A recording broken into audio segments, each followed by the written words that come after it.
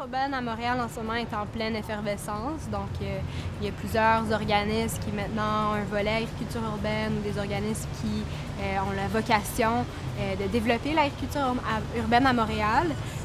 Moi, je remarque que ça prend de plus en plus d'élan et de plus en plus d'ampleur.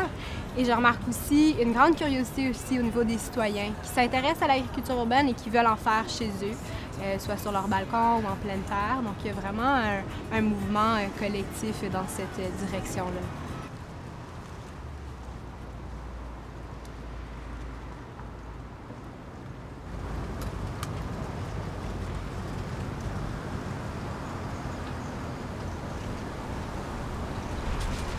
On est Aliments d'ici, c'est une initiative étudiante et communautaire.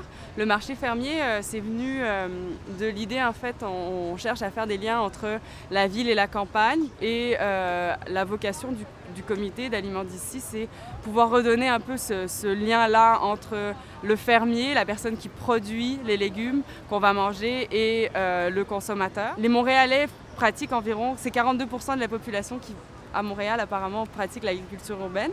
On s'est dit pourquoi pas interpeller les agriculteurs urbains en leur disant « amenez vos légumes, puis troquez-les si vous en avez trop », parce qu'on sait aussi que le mois de septembre, en général, c'est le moment où on a une petite abondance, puis on peut se permettre de faire des cadeaux un petit peu plus qu'en saison, que plutôt dans la saison. Donc l'idée c'est de l'essayer, de voir si ça peut fonctionner, créer aussi encore une fois un espace d'échange, de discussion, de partage. Ah, il est où ton jardin? Moi c'est là, je jardine plutôt comme ça et moi comme ça.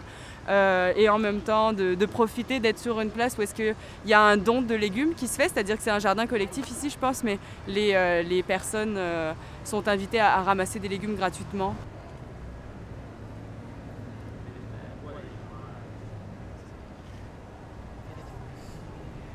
Dans les jardins collectifs, c'est assez courant de voir des potlucks, des petits dîners partagés qu'on peut faire sur le coin d'une table. C'est un petit peu l'esprit. Ouais.